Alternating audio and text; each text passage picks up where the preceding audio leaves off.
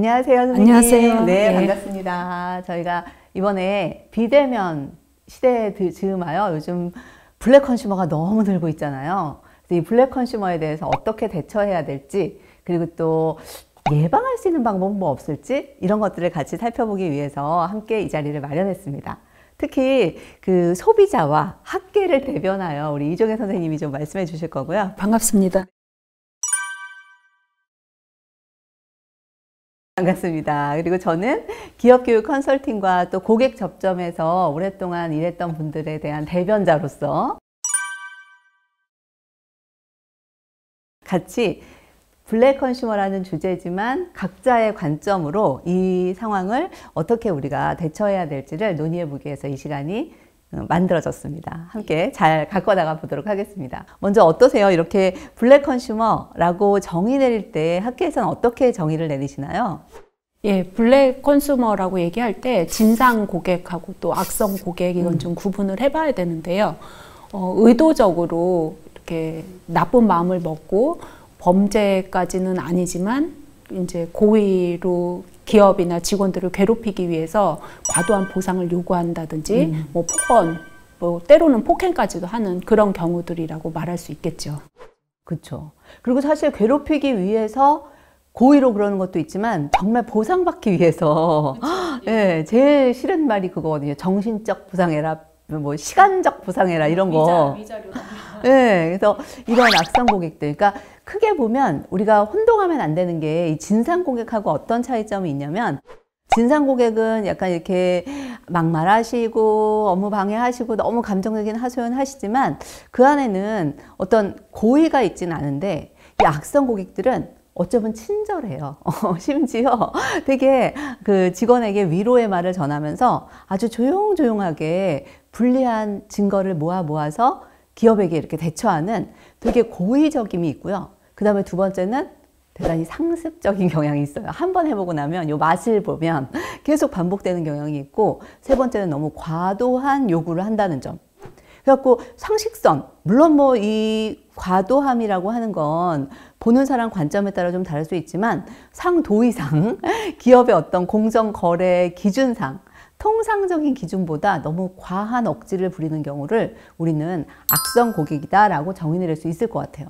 도대체 요즘 왜 이렇게 예전에 비해서 사회가 각박해져서 그런가? 왜 이렇게 그 악성 고객들이 늘었을까요? 예, 우선 비대면 사회가 진행이 되면서 얼굴을 안 보기 때문에, 또 얼굴을 보면은 그렇게까지 하지 않았을 텐데 얼굴을 안 보기 때문에 이제 늘어난 그런 경우도 많고요.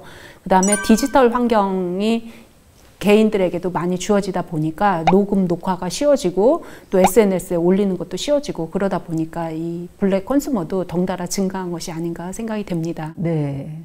사실 웬만하면 녹취 녹음, 이 증거가 되게 중요한 세상, 웬만하면 고소 고발 이렇게 가는 세상이 됐다는 게 참 좀 안타까운 일이지만, 비대면, 또 인터넷 파워, 또 그 고객뿐만 아니라 기업도 대단히 과당 경쟁을 좀 하는 경향이 생겼어요. 요즘 이렇게 온라인 서비스가 늘어나면서 비대면 서비스를 위해서 막 100% 보상, 24시간 이내 환불, 이런 제도가 그 정말 이렇게 비어있는 그 사각지대를 통해 기업 고객들이 악의를 가지고 악용을 하고, 그게 이제 한 번 그렇게 피해를 그냥 보상해주고 나면 그게 계속 반복되면서 점점 더 악용되는 경우들도 늘고 있다는 거죠. 그래서 저는 이게 과당 경쟁에 따른 불가피한 요즘에 또 세태일 수도 있고, 그리고 또 이 플랫폼 서비스 같은 것이 늘어나면서 예전에는 당사자 간의 합의만 되면 됐는데 요즘은 막 제3자 배송기사 따로 있고,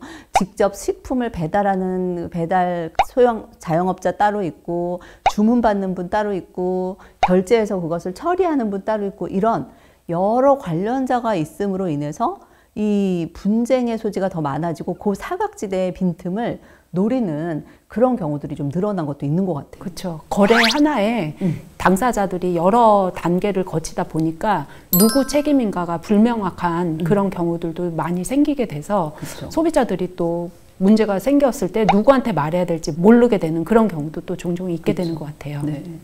사실 블랙 컨슈머 우리 최소 3번이고요.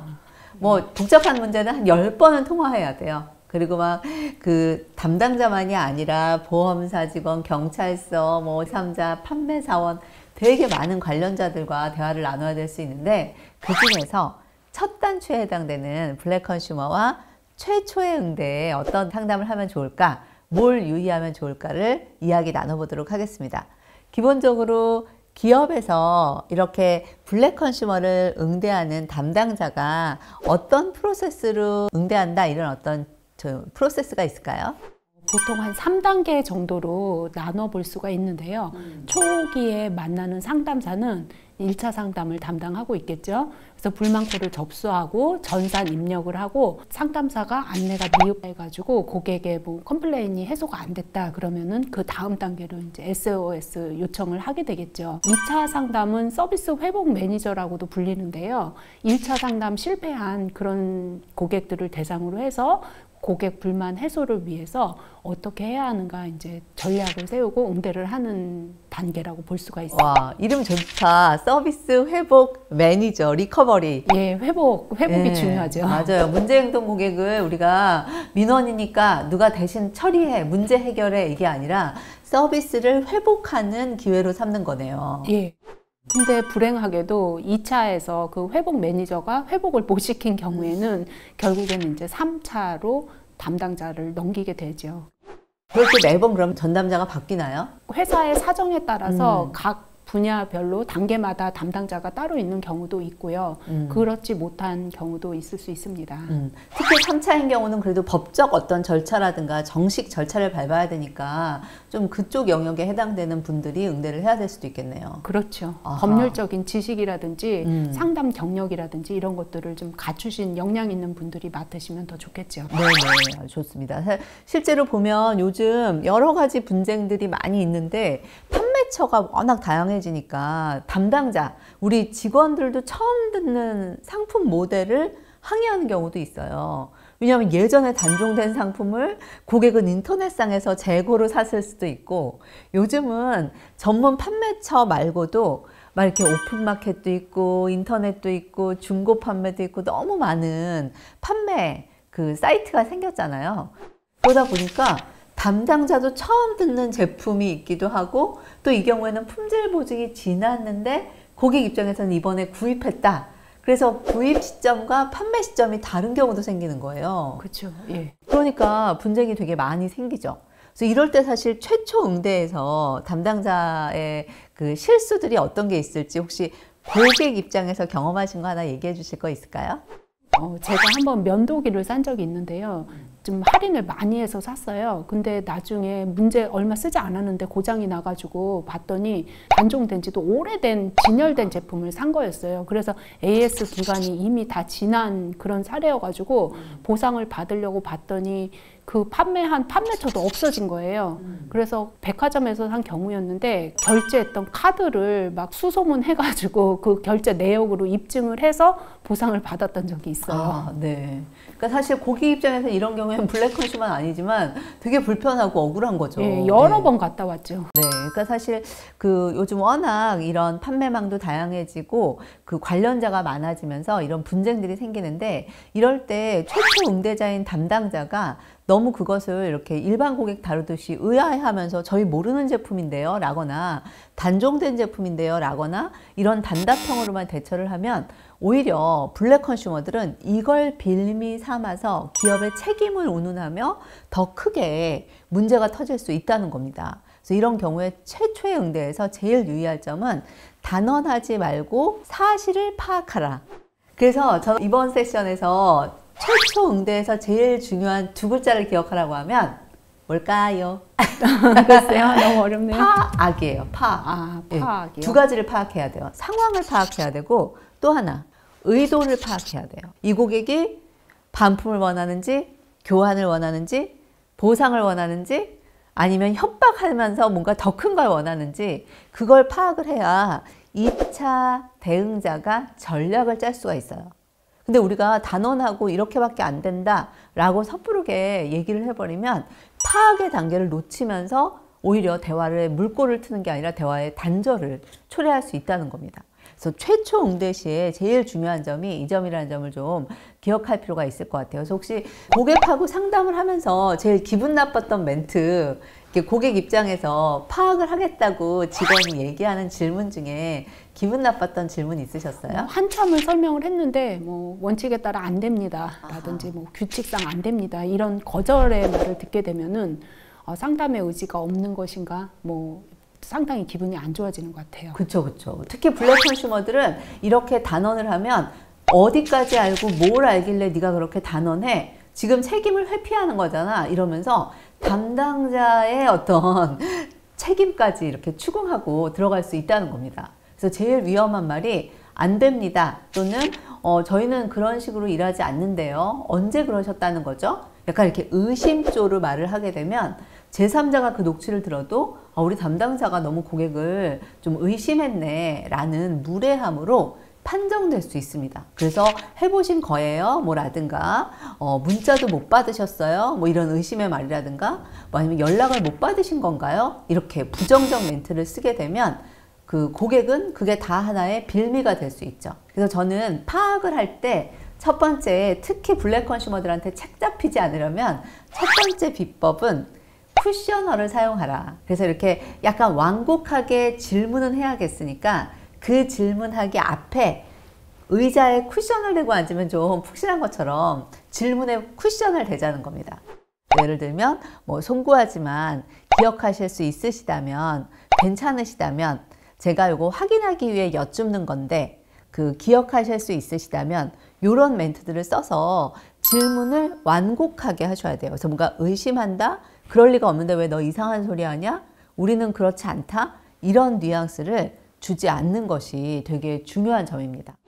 블랙 컨슈머가 약간 과잉 방어하려는 그런 의지를 가지고 통화를 시도하는 경우도 있는데 그런 쿠셔너를 사용을 한다면 좀 더 이렇게 방어막이 좀 풀어지고 느슨해지지 않을까 싶네요. 그렇죠. 그리고 특히 블랙 컨슈머들은 이렇게 이 직원이 뭘 잘못하나 이걸 사냥하는 마음으로 듣고 있기 때문에 우리가 그런 완곡한 정중함을 표현하고 고객에게 이렇게 그 대응을 할 때 훨씬 더 장난 아닌데 이러면서 블랙 컨슈머의 어떤 과도한 요구에 그 수준이 떨어질 수도 있습니다.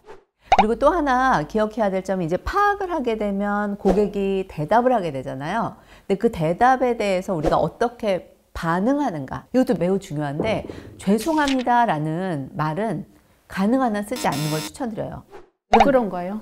동의를 해버리면 그 문제는 우리가 잘못한 게 돼요. 근데 그런 경우에 막 사과를 안 했다고 또 화를 내는 고객들도 종종 볼 수가 있잖아요. 그쵸. 내가 그때 사과만 했어도 여기까지 끌고 오진 않았는데 네가 그때 사과를 안 해가지고 내가 이렇게까지 된 거다. 그런 좀 난감한 경우들이 종종 있어요. 그렇죠.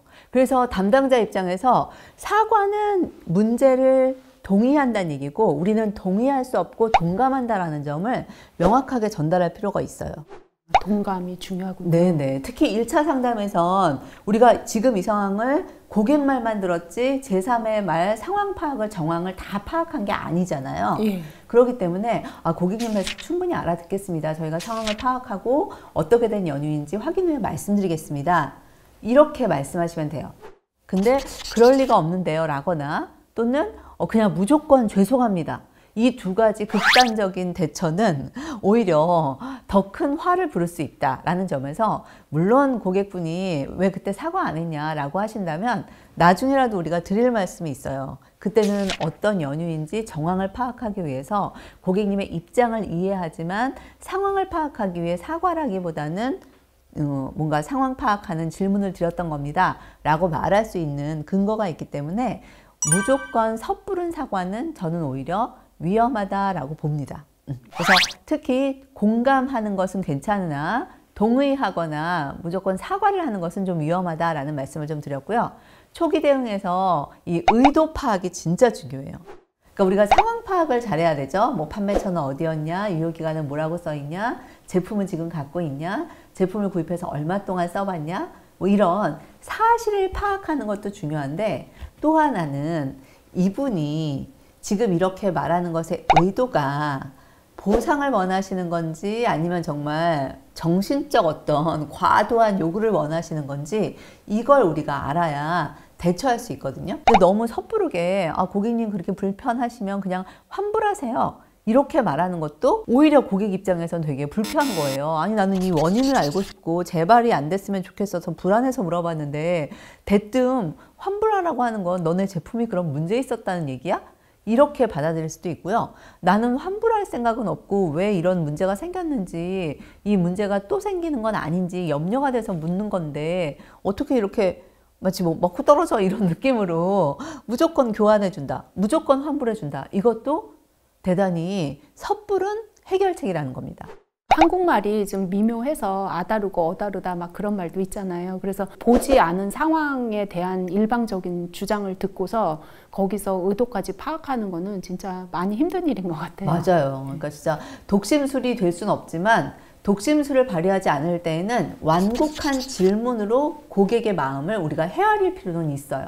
그래서 무조건 이분이 말하는 거 듣고 이분은 보상 원하네, 이분은 지금 돈이야 돈, 이렇게 우리가 잘못된 견적을 뽑는 것도 위험한 일입니다. 어떻게 하시냐면 고객님 그러시면 저희 원칙은 이런 경우에는 유효기간이 있는지 보상 기간이 있는지 확인 후에 그거에 따라 조치를 취해 드릴 수 있는데 고객님께서는 이 제품을 그러면 환불을 원하시는 걸까요? 교환을 원하시는 걸까요? 이렇게 여쭤봐야 돼요. 그래서 고객이 무슨 환불이냐 무슨 교환이냐, 나는 이것 때문에 나 머리 지금 다 탔다 드라이기, 그래서 내 머릿결 돌려달라, 그래서 내 머릿결에 대한 보상으로 내 심리적 위로까지 될 수 있게 최소한 20만 원은 보상해야 된다고 본다, 이렇게 고객이 뭔가 자기의 의도와 기대를 얘기하면 우리 이제 그걸 이력에 남겨야죠. 이분 장난 아님, 드라이기 약간 고장난 거 가지고 자기 머릿결 고쳐달라고 함, 이렇게 해야 2차 상담에서 어떻게 대처할지를 전략을 짤 수 있는 거예요.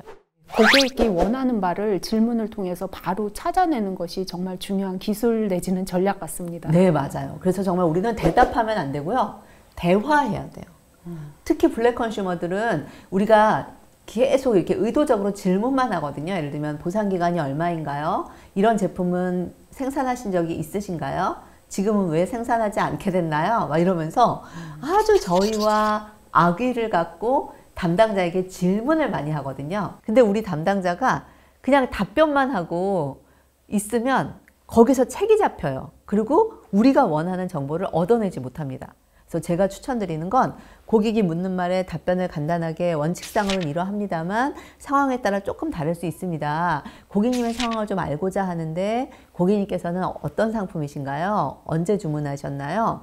그리고 우리가 대화의 주도권을 쥐어야 하고요. 그리고 고객한테 의도를 파악하는 질문을 통해서 이분이 어떤 걸 기대하시는지, 이분이 지금 보상의 수준이 어느 정도를 원하시는 건지를 우리가 파악했을 때 그럴 때 2차 대처 방안을 준비할 수가 있습니다. 그래서 오늘은 우리가 함께 특히 최초 응대 제일 중요하거든요. 최초 응대에서 이력을 잘 남기고 이분이 요구하는 바가 어느 선인지 그것에 따라 전담자를 어느 수준으로 들여야 되고, 그리고 또 어떤 법적 조치에 대한 준비를 해야 되고 어떤 증거를 확보해야 되는지를 다 알 수 있기 때문에 이 최초 응대, 이게 정말 중요한 첫 번째 여정인데 오늘 두 글자, 가장 중요한 두 글자, 파악 무언가 간파해내시고 사실을 파악해내시고 의도를 파악해내시는 거, 이것을 말씀드렸습니다. 감사합니다. 네.